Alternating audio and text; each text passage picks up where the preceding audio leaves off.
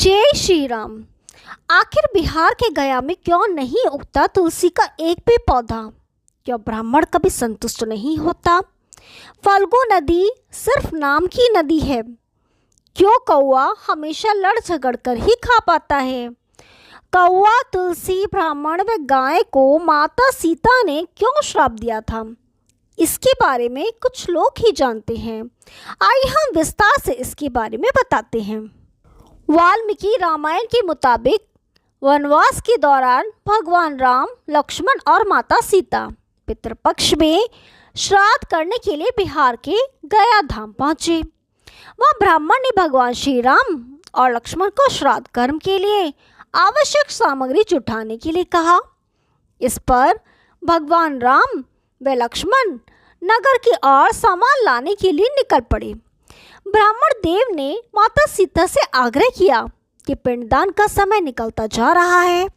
यह सुनकर माता सीता की व्यग्रता भी बढ़ती जा रही थी, क्योंकि श्री राम और लक्ष्मण अभी तक नहीं लौटे थे। इसी दौरान दशरथ जी की आत्मा ने उन्हें आभास कराया कि पिंडदान का वक्त बीता जा रहा है। यह जानकर माता सीता असमंजस में पड़ गई। तब माता सीता ने समय के महत्व को समझते हुए निर्णय लिया कि वह स्वयं अपने ससुर राजा दशरथ का पिंडदान करेंगी। उन्होंने फल्गु नदी के साथ साथ वटवृक्ष, कौआ, तुलसी, ब्राह्मण व गाय को साक्षी मानकर स्वर्गीय राजा दशरथ का पिंडदान विधि विधान के साथ किया। इस क्रिया के उपरांत जैसे ही उन्होंने हाथ जोड़कर प्रार्थना की तो राजा दशरथ ने माता सीता का पिंडदान स्वीकार कर लिया।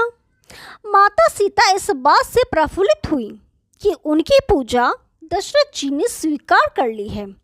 इसके बाद उनके मन में संशय भी हुआ कि प्रभु राम इस बात को नहीं मानेंगे, क्योंकि पिंडदान पुत्र के बिना नहीं हो सकता है।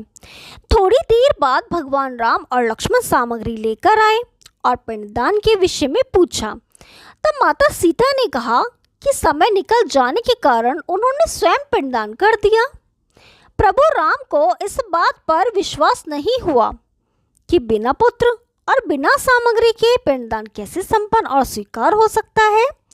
इसके बाद माता सीता ने कहा कि वह उपस्थित फल्गु नदी, तुलसी, कौआ, गाय, वट वृक्ष और ब्राह्मण श्राद्ध कर्म की गवाही दे सकते हैं। भगवान राम ने जब इन सब से पिंडदान किए जाने की बात की सच्चाई पूछी, तब फल्गु नदी, गाय, कौआ, तुलसी और ब्राह्मण पांचों ने प्रभु राम का क्रोध देखकर झूठ बोल दिया कि माता सीता ने कोई पिंडदान नहीं किया है।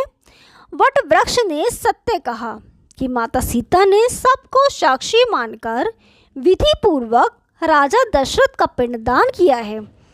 पांचों साक्षी के झूठ बोलने पर माता सीता ने क्रोधित होकर उन्हें आजीवन श्राप दे दिया।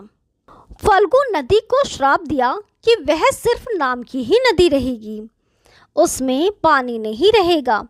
इसी कारण फल्गु नदी आज भी गया में सूखी है।